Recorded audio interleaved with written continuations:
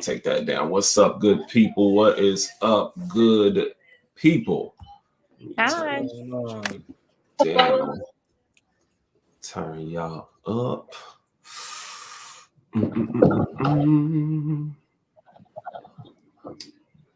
Everybody, this is my guy Mike Smalls right here.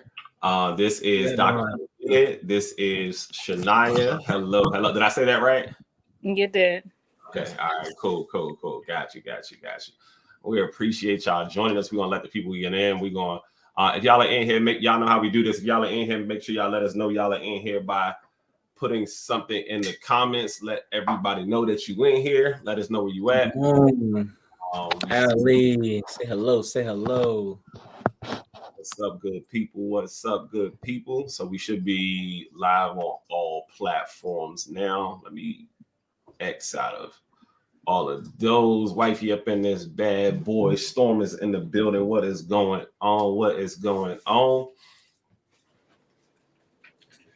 Actually going to go send me some stuff, boy. Might as well. I don't know.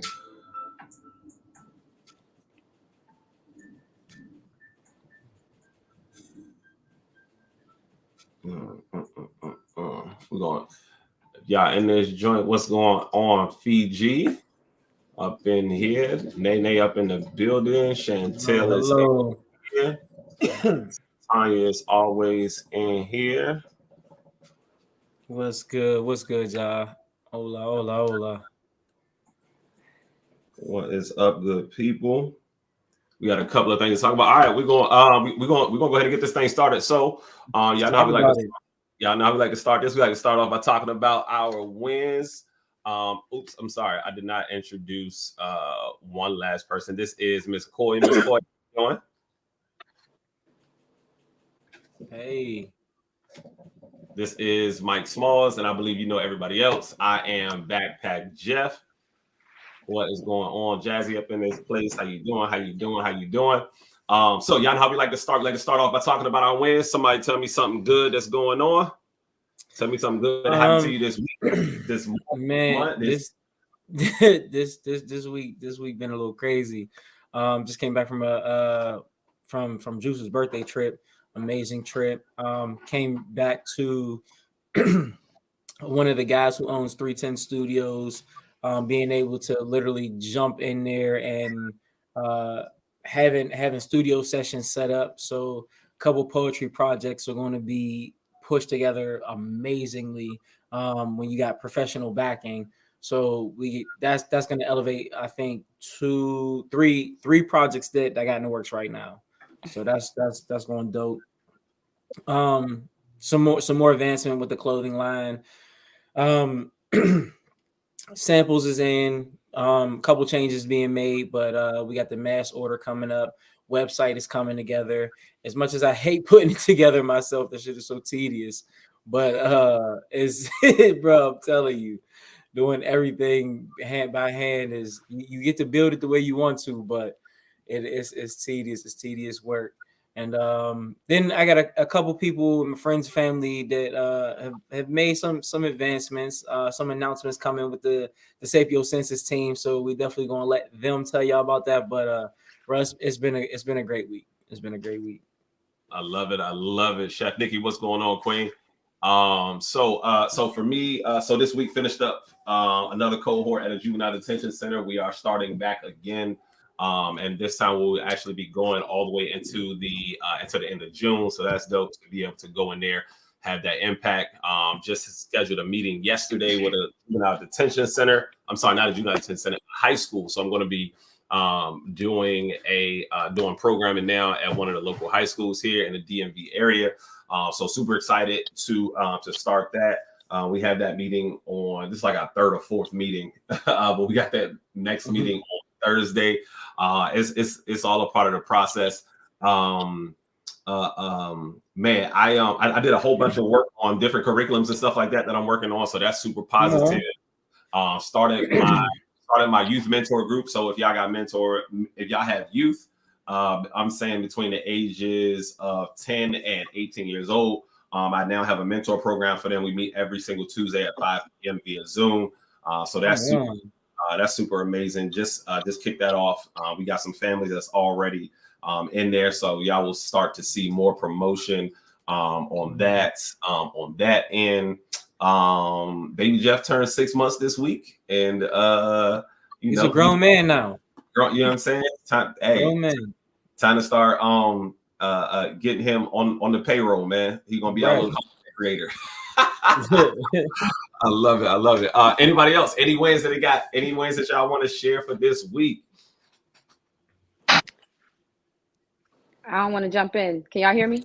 Jump in. Come on, man. How y'all doing? Couple wins. Okay. So I have a couple of businesses, so I'm going to break it down. So Solid Ground Wellness is an outpatient mental health clinic that I have in the DMV area. We solidified our 5th university partnership, and I'm excited because it's an HBCU. It's Morgan State University, so I'm excited about that. So now we're at University of Maryland, College Park, University of Maryland, Baltimore, Morgan State, Bowie State, and Salisbury University. Hey, you out here working. That's right. That's why let's go. Appreciate it. So yeah, that's my win. Love it. Somebody else talk to me. I'll say my win for today. I just had a meeting with a school in the state of New Jersey and just finalized a multi contract with them to provide mental health workshops for the next academic year for their students. So I'm excited about that. Oh, let's go. Hey, come on now. We out here working, man. Them contracts, big. Them joints is nice. All right. Last but not least, talk to us. All right. I'll follow suit with the wins on the achievements for the week. For me, I am building my private practice. Minds and Cranes is now expanding into a private practice, just doing individual couples and family therapy, and that's going well. I've been booked and busy, and it's a good problem to have. So that's been a blessing. But also just happy to be here. I think this is a win. Anytime we can come together, bringing the community together, and any opportunity to bring men and women together who are bringing the culture forward and not being against each other, but actually being for each other, and supporting each other. That's always a win. So I love it. Congratulations on the new practice. Definitely think that is that's definitely going to go well for you. All right, so let's get into let's get into it. So actually before we start watching some of the Instagram videos and stuff like that, last night I was watching, and it seems like we're all entrepreneurs in here in some sort of way, right? And so last night they were I was watching Full Transparency podcast by Donnie Wiggins. If y'all don't know that, I encourage y'all to watch that, subscribe to that. They be having some amazing conversations centered around entrepreneurship.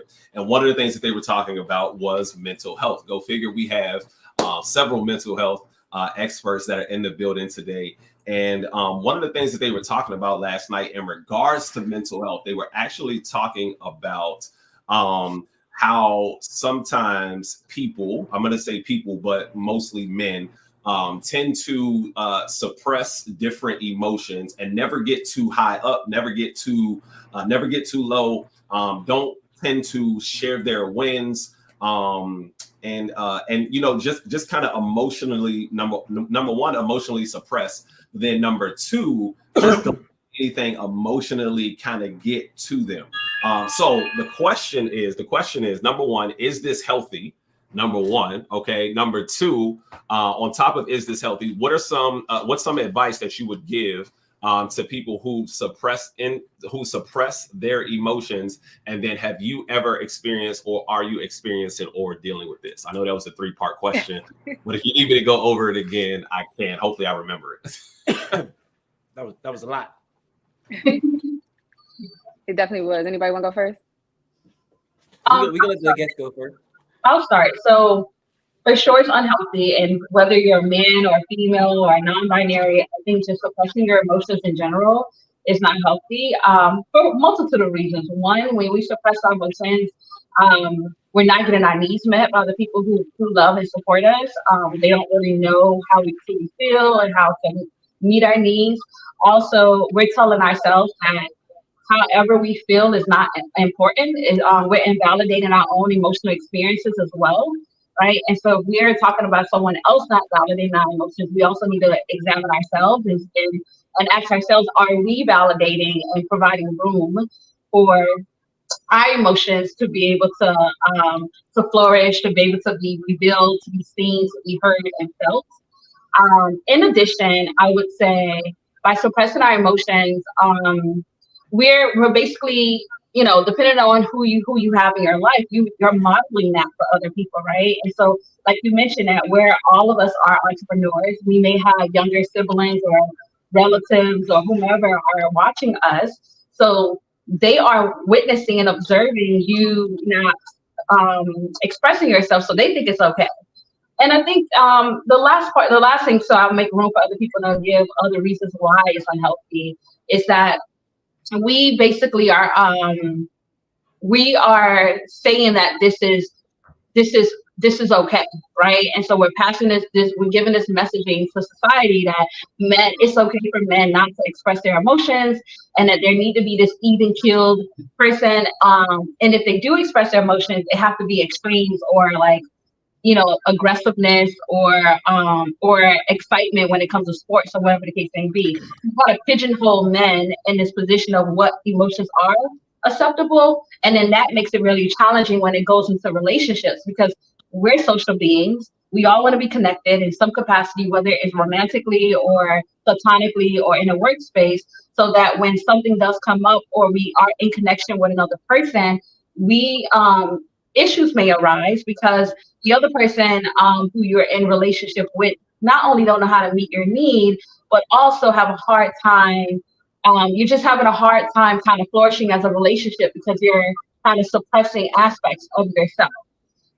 Ways that someone could, to go to your other point of your questions, I think some of the ways that one can begin to do so is starting to express yourself can be challenging in general. So one of the things I typically say to some of my male clients is look at all of the people that's in your life, whether they're friends, relatives, people that you trust. Which one of those people you trust the most that you want to test this out with? Test this idea of beginning to express yourself. And it can be very surface level. It can be, okay, I had a bad day today. So instead of just saying, oh, it was all good, it is what it is, kind of like give a little bit of detail of like what that day was like for you and see how that person responds to that.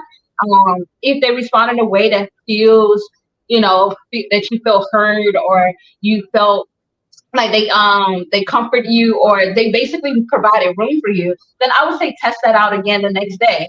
And slowly but surely, by testing it out, I think you get comfortable over time with the idea of sharing yourself in that way, and also that you're providing that person an opportunity to be there for you. So you're getting two things at the same time.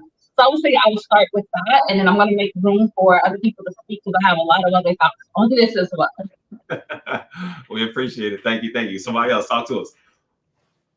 Yeah, so I'll jump in and I'll kind of build on what Davika already pretty much said in terms of so what came to my mind is when you ask, is it healthy?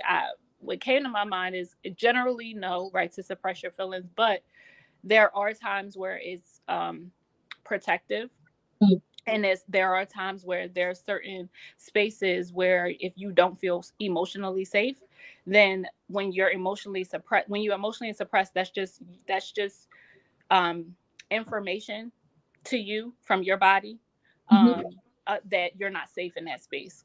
And so it's okay, and I say this lightly, it's okay if for temporarily if you're in a toxic space, an unhealthy space, an unsafe space emotionally, and you don't feel that expressing in that point in time will be validated, that you might not feel safe, you might not feel protected in that space, I would say it's okay temporarily in that moment to recognize that.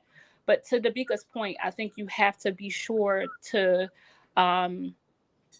develop safe spaces for you, create safe spaces for you. If you don't already have them, identify those safe spaces for you, in terms of being able to have that small, handful of people, one or two people, a group of people that you can go to be able to truly be vulnerable with, because ultimately you do need to get the emotion out. It does need to be released. You do need to be able to find a safe space in order to express that. Suppressing it long term is not healthy.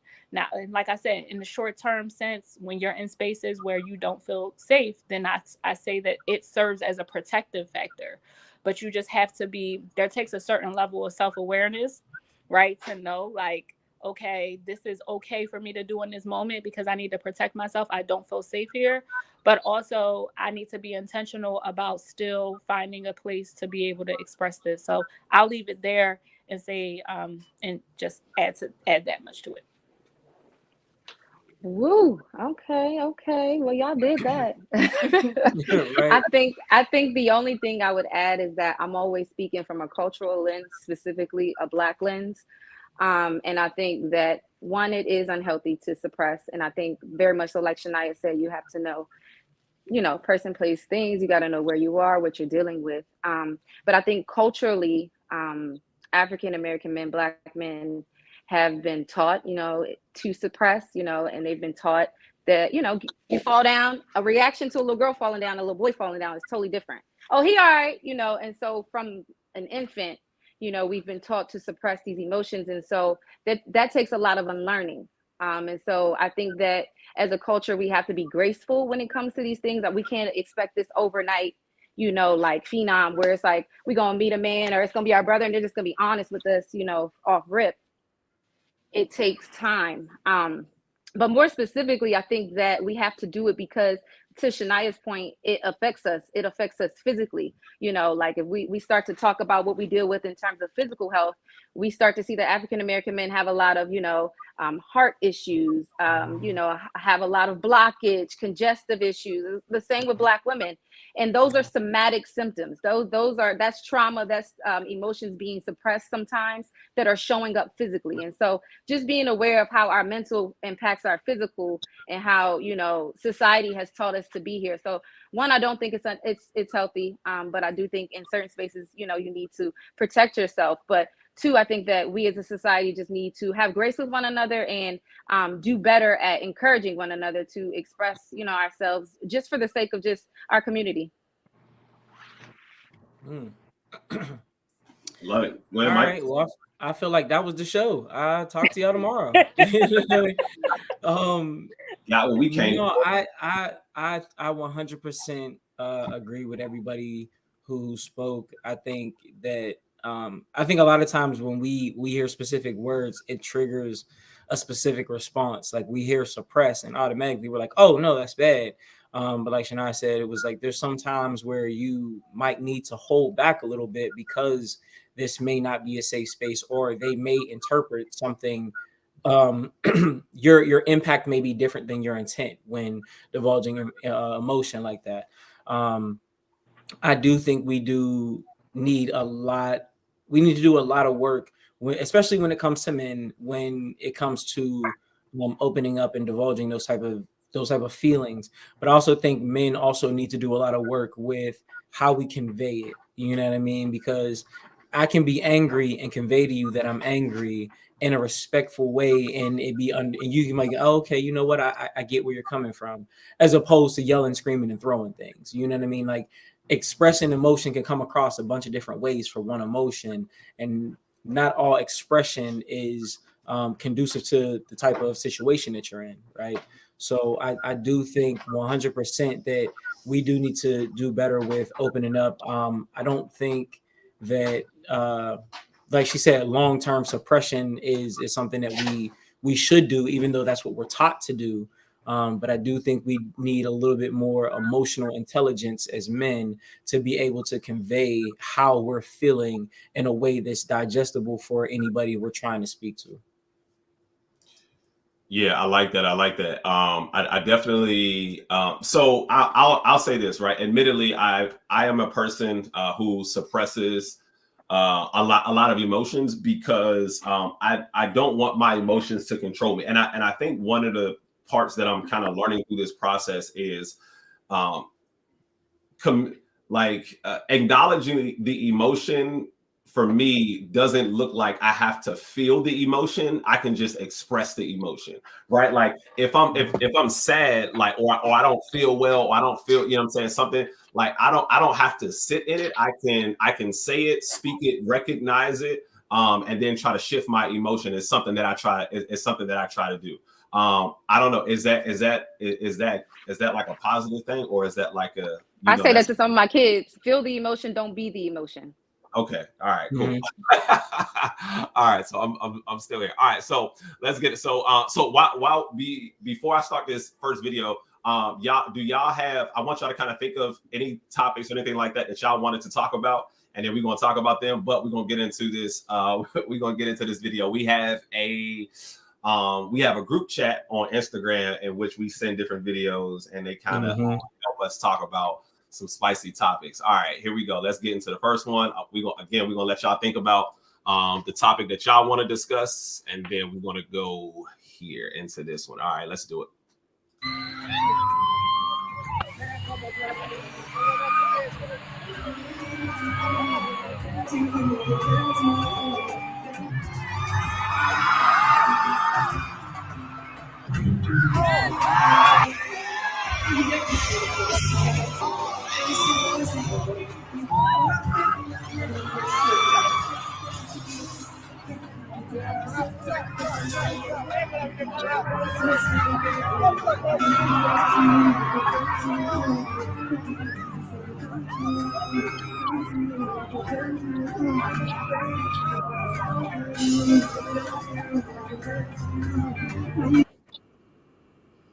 All right, let's talk about it.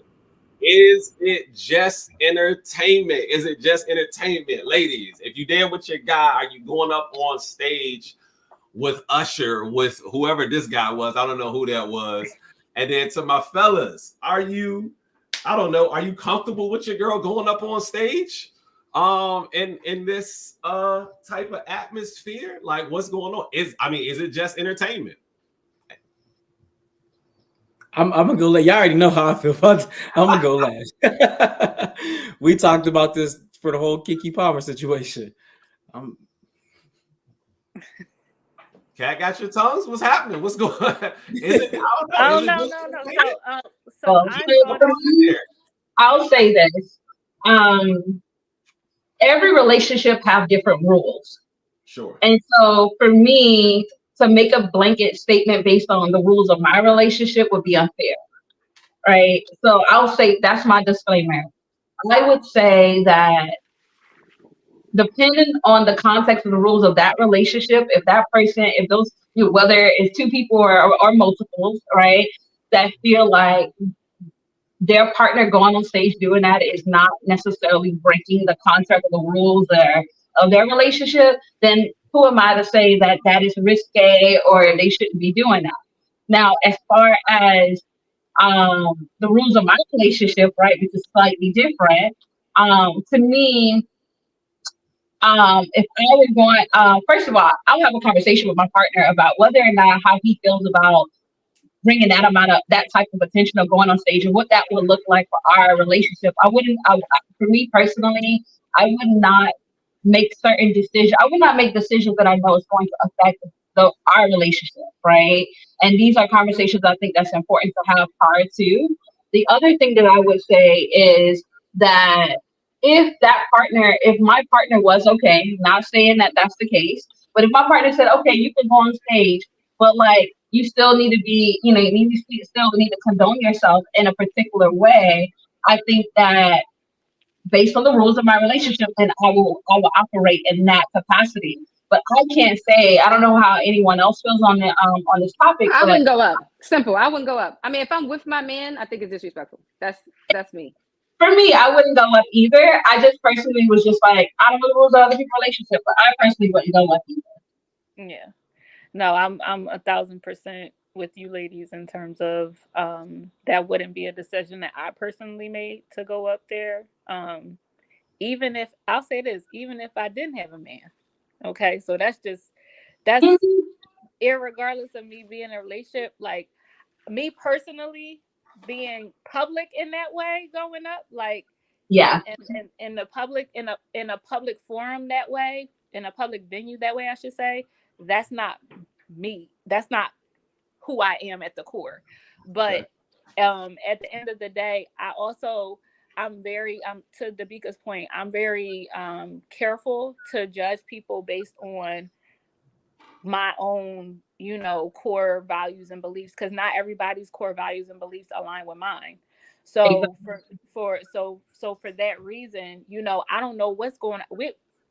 There's a lot we read into on the internet. We don't know if these people are actually together. We don't know if they got an open relationship, a poly relationship. Are they monogamous? Not. It's so many different relationships. I mean, also saying you wouldn't go up doesn't necessarily say that there's something wrong with her going up. Yeah. So we also have to remember that, like, you personally wouldn't go up, but you're not saying, oh, her going up, that's a problem.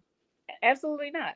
Absolutely not. Yeah, I think both can be true. I think that you asked, would we do it? No. Do we, if you were to ask something like, do I think it's disrespectful? That's a different take. I would agree with that sentiment of what Koya stated, is that I think what everybody said so far is like, would I go up? Personally, no. Am I going to but is it disrespectful? Heck yeah, like personally, if I'm there with my partner, even if I wasn't there with my partner, because I'm a big believer that when I leave the house or when I'm in the house, whatever I'm doing, I'm a representation of my partner and my relationship. And so personally, I wouldn't do it. But once again, I can't tell someone how to live their life based on my values and morals. All right, so we got a very interesting comment here. If a guy goes to a strip club and it's just entertainment, then a girl can go to an Usher concert and it's just entertainment. How do you feel about your guys going to strip clubs? Like, is that a thing? I know me, I don't like strip clubs. They just don't do it for me. Is it, if a guy goes to a strip club, is it just, and we're only talking about you, right? We just want your opinion on your relationship, not what you think about anybody else's. About anybody. Hold on, so real quick, because as far as the video goes, I agree with everybody up here. Yeah, at different strokes for different folks. If we're looking at the video, we can visibly see this guy's mad uncomfortable. You see what I'm saying? Like, he was visibly not happy, which tells me that's not something that he is okay with. Because if I'm in a poly relationship and my girl comes to me and says, "Hey, babe, I found somebody that I kind of want to," you know what I'm saying? Based on the parameters of a relationship, I shouldn't be upset about that, right? That type of display, I understand. Like, it's an Usher concert. It's a concert. It's a chance for me to go up and show out. But them dropping the curtain and the way that looked behind the screen, in my opinion, was mad disrespectful to him.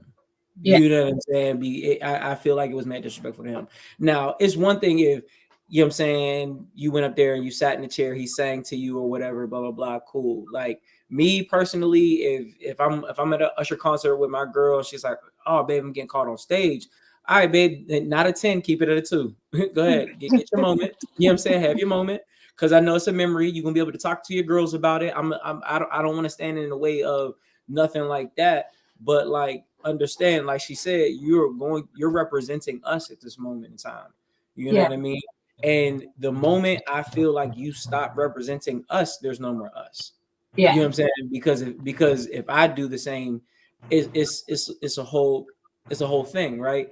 The reason I feel like strip clubs and an Usher concert is completely different is the intention. You know what I'm saying? Nobody goes to an Usher concert with the intention, I'm about to I'm about to be on stage giving it to Usher. Like you go for the music.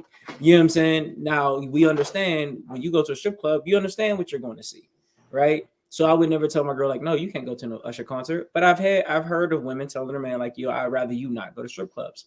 Understood, right?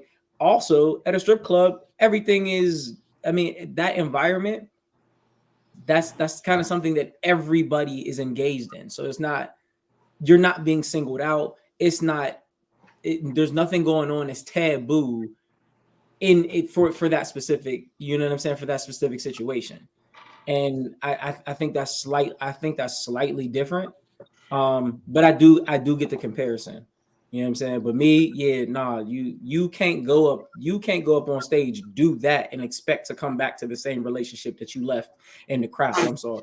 I'm sorry. It's different. You not the same person. Sorry. Yikes.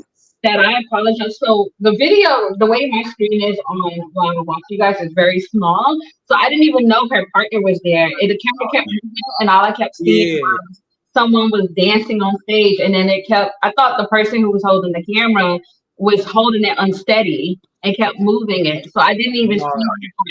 Yeah, she was paying it to her man. Yeah, he was paying. Yeah, he was paying it to her man who was there like this, shaking his head down. That part. Okay. That makes, I mean, now that makes more sense as I'm listening. Yeah. So okay, so let me ask you this. With that same thought in mind, right? Is it just entertainment or is it not entertainment? If your partner was an actor and they had to act out an intimate scene, does this change how you feel about the situation? Yes, 100%. I look, because if I got with you knowing that you were an actress and understanding that you had to do certain things, that was my choice to be able to say, hey, you know what? I'm in this to support you. My job is to support and praise you, help elevate you, not change you, right? So especially not without anything that can replace what I want to change. For instance, if I don't like some clothes you wear, instead of saying, babe, you can't wear that, I'm like, hey, babe, let's go shopping.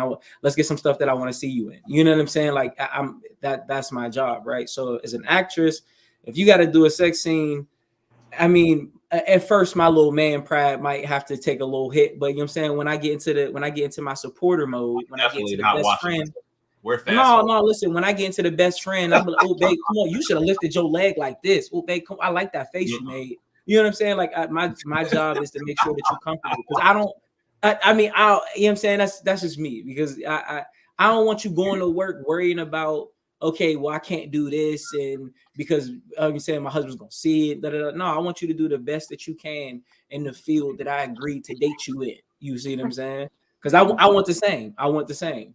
But I get it, Jeff. I get it, because everybody you met was a virgin. I get it. Exactly, 100%. Every single one of, bro. I'm not watching the scene. I'm fast forwarding it like how I'm gonna fast forward through Mufasa dying in The Lion King for my son until he's like 5 years old. I just, so I mean, what you don't know won't hurt you. To me, and that for me in that particular situation, I'm not going to do it. So, what's y'all thoughts? What's y'all thoughts? Does it change the situation because it's acting? I don't I think when you are entering into a relationship with an actor or actress, you have it's not, it doesn't translate the way it does from that scene with at the concert, because that's completely catching me off guard. I wasn't prepared for that. I did not know you were going to pop up on the stage and bust it wide open for this man. Like, it's things we haven't discussed this. I wasn't prepared for this. You go into, a situation with an actor or actress knowing full well what their job is, full well what comes with that. You have, to his point, like, you've made a decision. You can make a clear decision for yourself if that's something that you want to take on. Now, if you haven't done enough ego work, I wouldn't suggest that you go into that, because you have to die to your ego to be able to be with somebody who can do, who does that. Now, you need to do that in a relationship, period, I would venture to say, but whatever. Regardless, if you're in a entertainment, with a person that's an entertainer, I think that even more so, you have to be a master at that, because you really have to be able to separate your own ego and their job as an entertainer. So I think, for that, it's just a completely different circumstance to me in terms of what you knowingly are walking into versus what you're being blindsided by. I think those are two different experiences in a relationship. One, you get to communicate full well. You get to lay a healthy foundation. You get to be able to make a really solid decision about what you're entering into. The other one is like, you're not given a chance. You're not giving me an opportunity to even like have a say so in this. You just making an impulsive decision. I'm jumping up on stage. I'm busting it wide open. We'll talk about it later. Like, that's not somebody get the plate. Somebody get the collection plate. Yeah. Yeah, I think it's a job. I think it's that simple. I mean, would I date an actor? I don't know. But I mean, would I be able to watch it? No. But I think it's a job, and I think it's something that's totally different. But to the other question, the strip club, and I wouldn't mind my man going to the strip club either. So I think it's different strokes for different folks. Okay, I'm with it. Any topics, anything that y'all had that y'all wanted to bring to the table? I mean, I'm here to flow with y'all, and Okay. just excited to be here. Okay. So All right, let's do it then.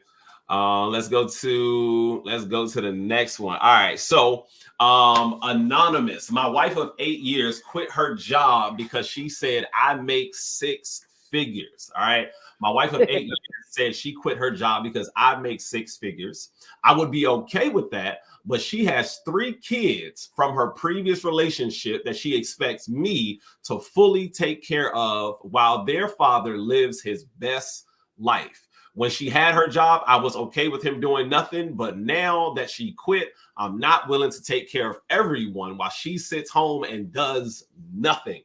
I told her she needs to get a job because I'm not taking care of her and her kids. She's my wife, but I didn't sign up for a dummy mission.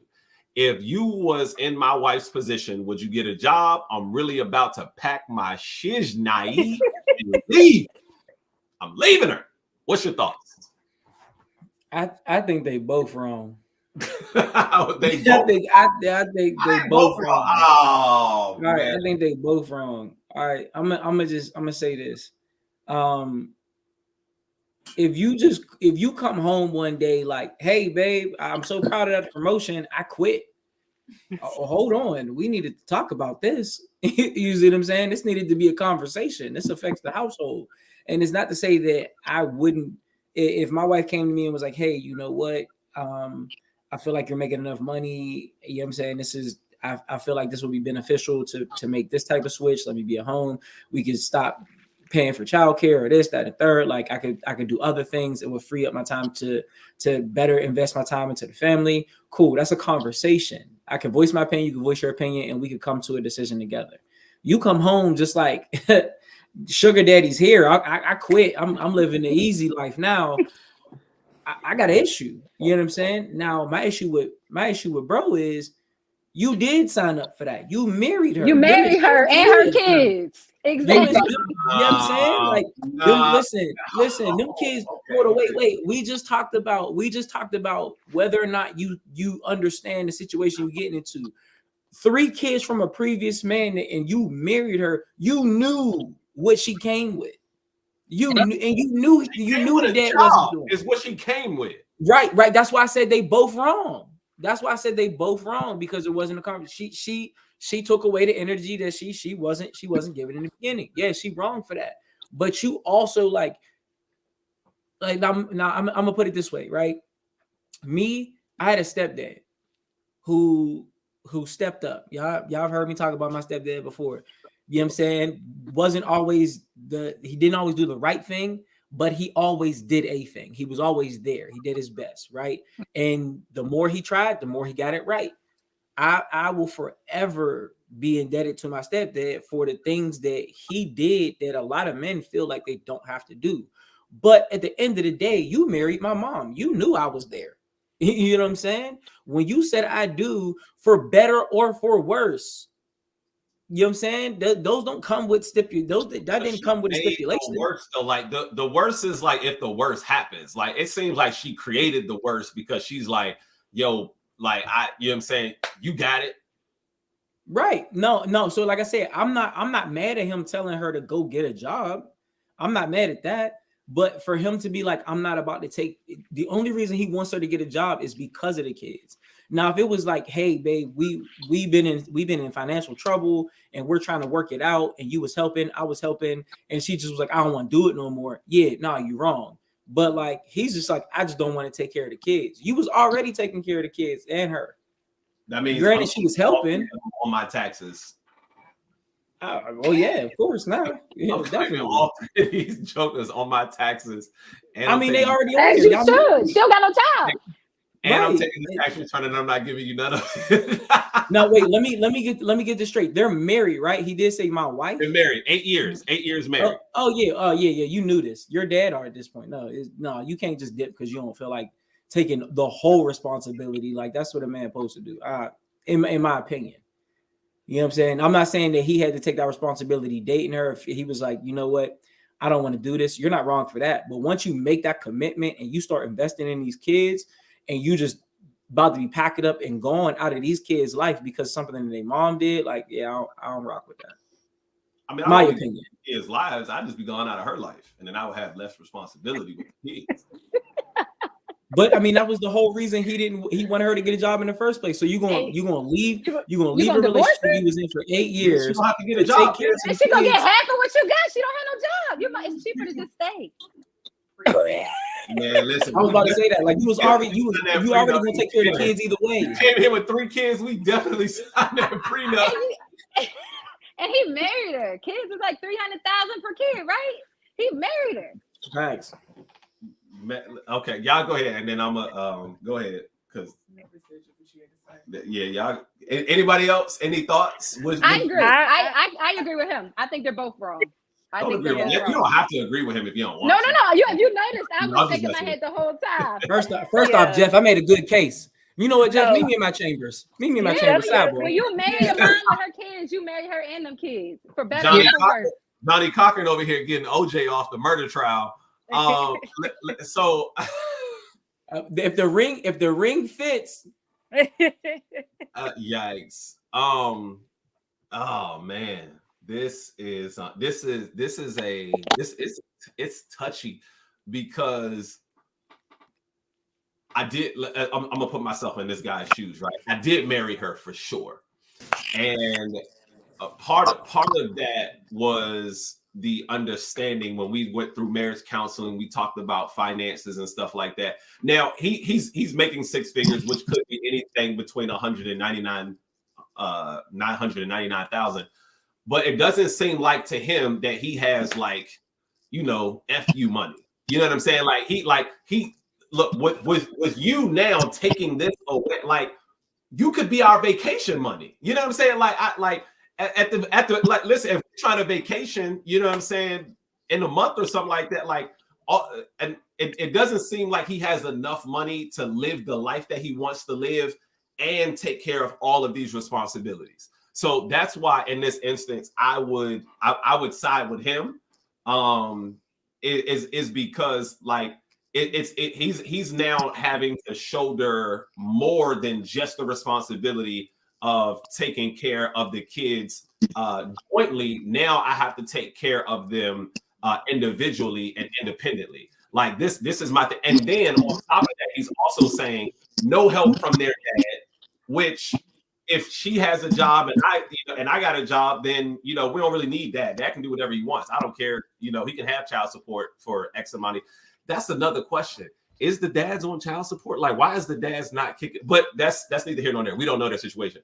But I think I empathize with him because I understand where his thought process could be given the message. But here's my thing with this. Okay. He said they've been married for 8 years, and I don't know how long they've been together completely. 8, 9, 10, 11, however many years before they're married. the fact that the way he's writing the note is as if like he has no relationship or connection or attachment to the kids. You telling me you've been around the kids for at least 8 years and you just look at them kids, right? So to me that goes back into what one of the points that was made earlier was that I guess in his mind, he got married to his wife thinking it's just you and these kids just happen to be here. But when you marrying someone with children, you're literally taking on their kids. And so to me, that's problematic the way that he even looked at the kids as like, those her kids. Those, the other person's responsibility when like, what have you been doing for the past almost 10 years? These was our kids. Now I feel like they just turned to my kids. What happened to better or worse? This is worse. But she created the worst. That's what I'm saying. Listen, Like, for better or Y'all worse, gotta have it's like conversations something about happened. what worse looks like. Right. Listen, Touché. the But ring fits them I their think kids. even before all of that, what was missing here, and I agree with Mike in terms of like I think it's both two mindsets that need to change. Like both their mindsets are just not in the right place. But as far as like anytime you're talking about making a decision that's going to impact the relationship and you make that unilaterally, excuse my language right now. But I think you messed up from the beginning. You didn't bring this person. You're supposed to like, these are decisions we make together.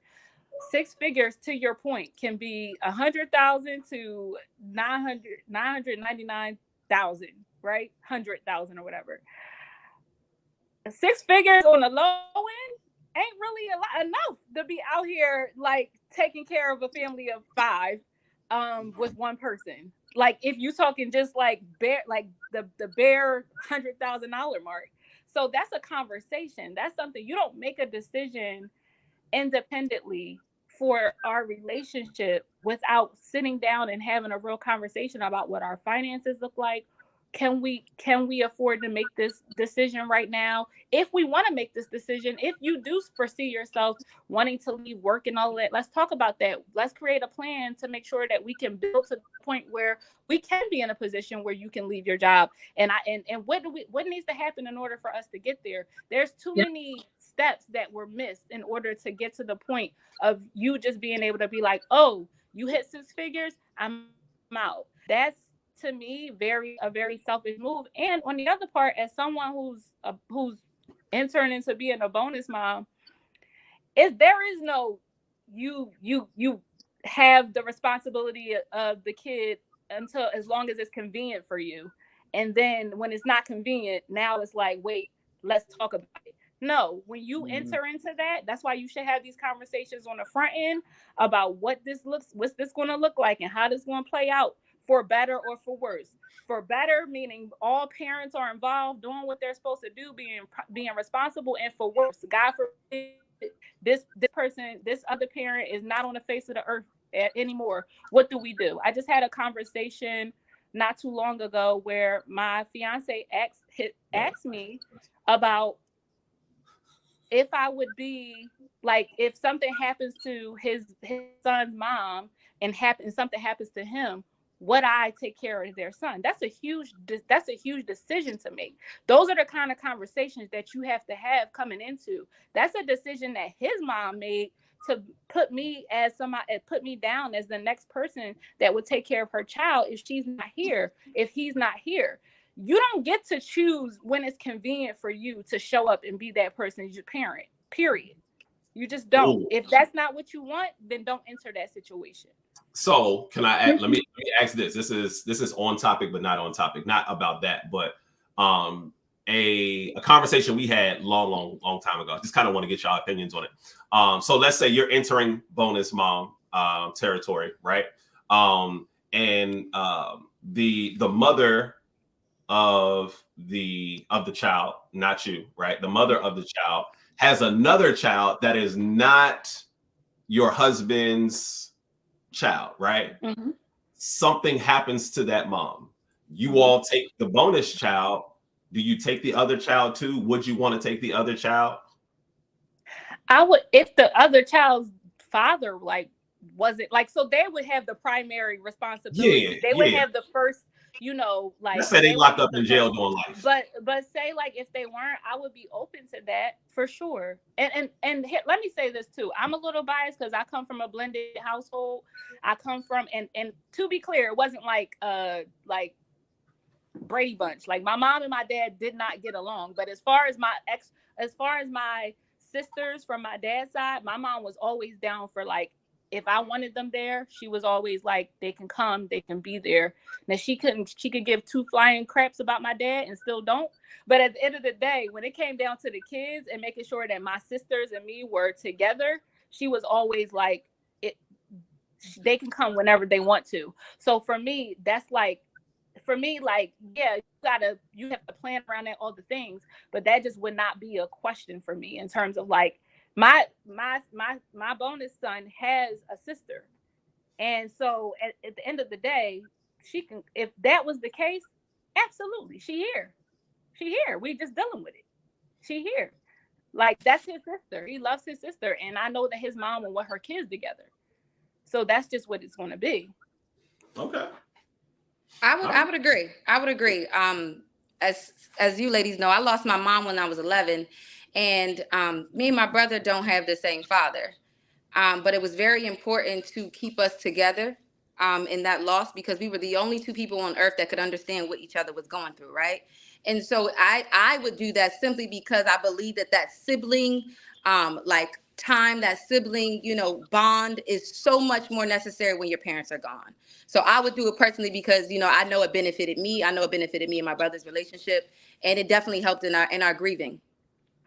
Yeah, and I would also say the same thing for a similar experience, having a similar experience growing up as well.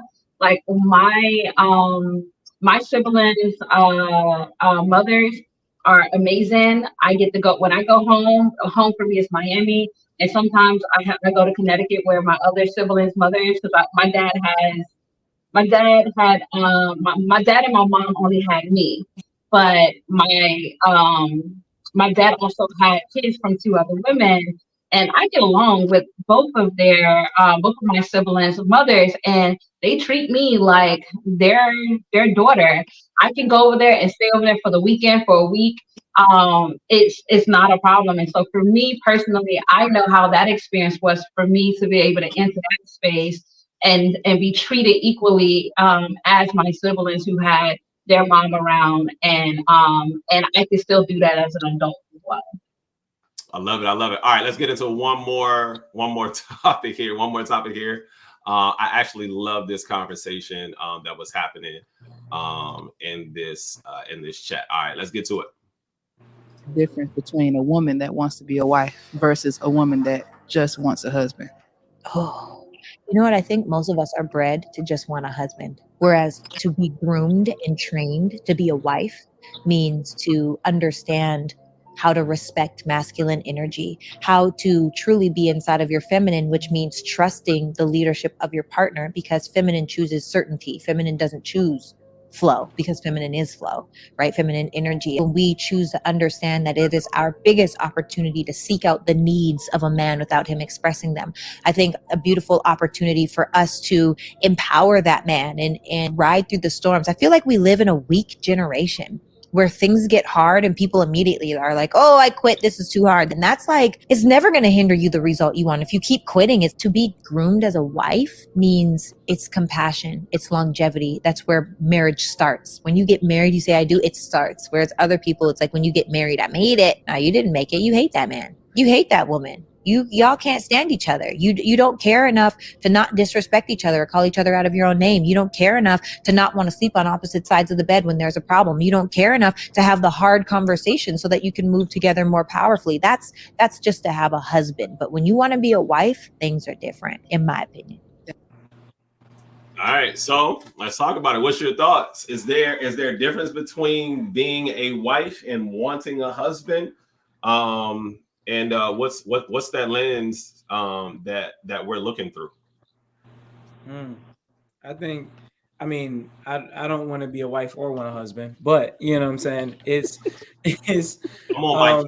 Nah, bro. No, from one of the things that I've been taught, because I'm not engaged or married, but a relationship, especially a marriage, is a service industry. Um, a lot of times, like we say, when we say we love somebody, it's because of how they make us feel, right? Or I'm with this person because they make me feel so empowered, and they do this for me, they do that for me. Very rarely, in my experience, I'm not going to say in totality, but in my experience, do people say I'm with this person because I love what I'm able to do for this person. It's one of those things, like if I'm the type of person that wants to serve you to the best of my ability, and you want to serve me to the best of your ability, nobody ever goes unfed. You know what I'm saying? Nobody's cup is dry, because we're continuously refilling each other. But if it's just about, hey, how happy can you make me? I may not be able to make you happy all the time. You know what I'm saying? You may not be able to make me happy all the time. And then we fall on hard times, and it's just like, no, you know what? I want to get off this ride, because it's no longer my vision of love, right? It's no longer my vision of a relationship.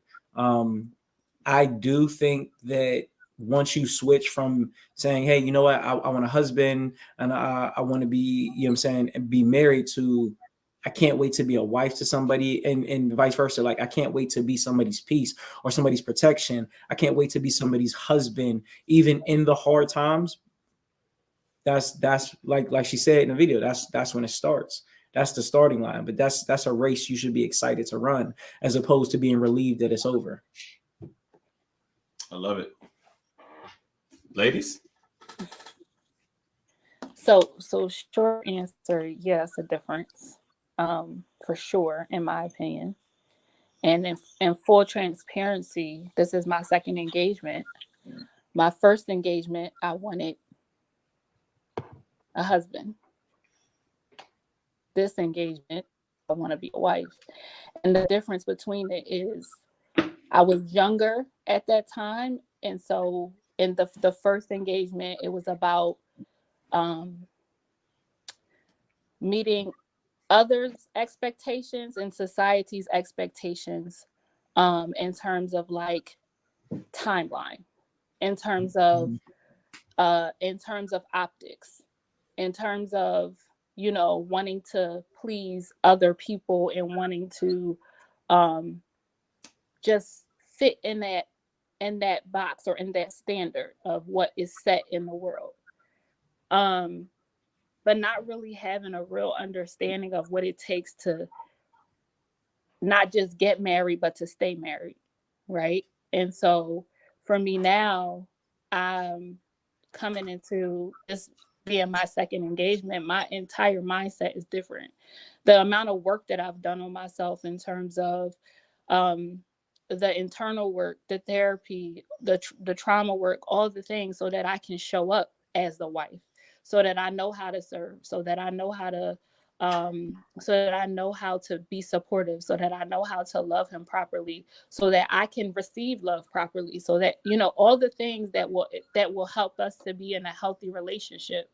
I read more books. We done read more books than I've ever read in any relationship. We watch more podcasts together than I've ever watched in any relationship.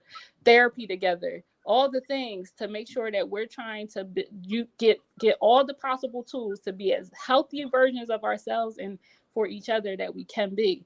That's because I want to be a wife now. But I didn't have that understanding and that mindset going into it the first time. So I think there was a huge difference, because you really have to unlearn. And we talked about unlearning things earlier in this live. But you really have to unlearn some of those unhealthy beliefs and kind of values that society or that the world will put on you, in terms of just this race to just have optically be married, So that's my take on it. I love it. Anybody else? Thoughts, comments? I would agree with everything that Shania stated. Yeah, I mean, our experiences is different, but I would say for a long time, I also desired a husband and being a wife. For me, I didn't really have a lot of positive experiences around what that actually entails to be one, right? Like I know people who are married, but I don't think that I had that, and so I spent a lot of time. I mean, done my own work as well in therapy, but I sought information from people, whether it was podcasts, but even my own parents and people that I personally know. I asked them those questions, like when you were dating when you were dating, whether it was my dad or whoever, like what were some of the thoughts that you had, and like what did you learn from the experience? What you thought you would have done differently, just so that I can prepare myself to be a wife to my partner. I think um, for me, I feel like I can seek those knowledge from not just from people who are successfully married, but for those who failed, right? And those who have dated and just and now they're older and they're able to kind of like reflect on the things that they could have done differently, or they could have thought differently in the way that you approach marriage. And so, like, even for me, I grew up initially the first several years of my life with predominantly my mom. And my mom is a very strong Black woman, and I'm Jamaican. And Jamaicans, they have multiple jobs. And the women in my family are very strong and matriarch and so forth. And so naturally, I learned to kind of also be this person who can hold my own. But I also know that that is not effective and not the most is not the best when in partnership with someone. So I have to once again talk about unlearning. I have to learn how to trust someone else, how to be in partnership, real partnership, healthy partnership with someone, and not feel like I have to do this thing on my own. And have conversations before making certain decisions, making all decisions, not even just certain all decisions, even the most simple decisions. So for me and my partner, me and him, like we're in therapy together, and we also share videos. So when you were talking tonight, I was like, listen, we're able to resonate with a lot of the things that you said, because that's kind of the space that me and my boyfriend are in currently, because we're trying to get into that space this year, taking our relationship to the next chapter. And I feel like my younger self wouldn't have cared as much to do the legwork, to do the hard work up front. I would have just wanted to race down the aisle, right, to get the husband. But now I'm more intentional about taking the necessary steps to make sure that we have longevity. I love it. I love it. Mhm. Can I just throw a little bit in there, a little bit, real quick? So similarly to like Davika, my upbringing, marriage wasn't something I seen often. But even society, like as it relates to society, like marriage has shifted, right? Like, so even if I were to look at my auntie or my grandmother, being a wife looked a lot different back then than what it looks like now. So for me, like marriage wasn't something I seen. And honestly, for a long time, even with all society was telling me I should be doing it, it didn't seem appealing to me. Based off of how I was seeing people going about it. This is something you're going to do for the rest of your life. And I was only seeing people come to therapy for 3 months, 3 weeks. Like you're putting that much work into something that you're going to be doing for the rest of your life. It just didn't make sense to me. So I'm grateful to be where I am now, where it's like I'm able to, now we're unlearning. We're in a space where we can say we need to unlearn. And so it becomes a little more safe to say, as a Black woman, I do, look to be more feminine and learn to be a wife, but it hasn't always been like that. So I'm excited that we're now able to have this duality, if that makes sense.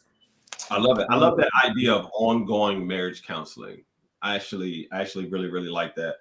Even when things are going good, I definitely think that should continue to be ongoing. All right, y'all. So we are past our 8 o'clock marker.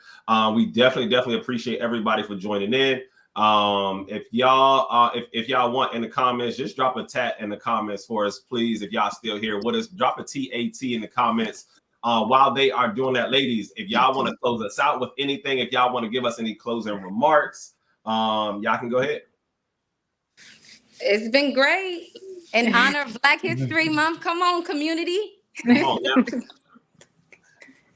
Yeah, no, just grateful to be here. Glad we had the opportunity to kind of just come together and just have healthy conversation and discussion for the community. So thank you. Definitely enjoy the conversation, and it's always good to be in a space where we can come together and just talk about these things because they're important. Yes, I love it about it. I love it. We come together, we talk about it on Tuesday, every single Tuesday from 7 p.m. to 8 p.m. We appreciate y'all. Thank y'all so much.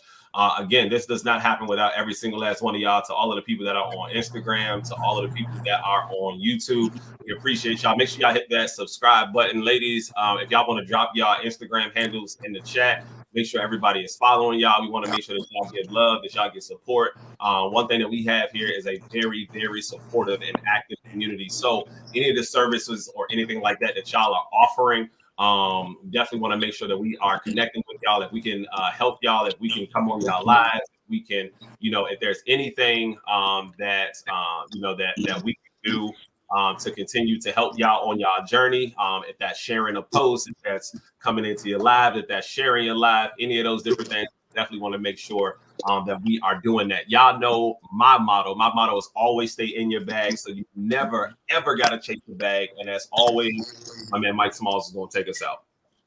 I can't say how much of a blessing this was. You know what I'm saying? To hear from 3 educated, professional, beautiful women up here. It's just it's always a breath of fresh air when you can get you know what I'm saying, other viewpoints on subjects that we otherwise wouldn't have a woman's voice on. So I appreciate y'all. Thank y'all. And with that being said, I love all of y'all because y'all deserve to be loved. Progress don't start until you feel like you should stop.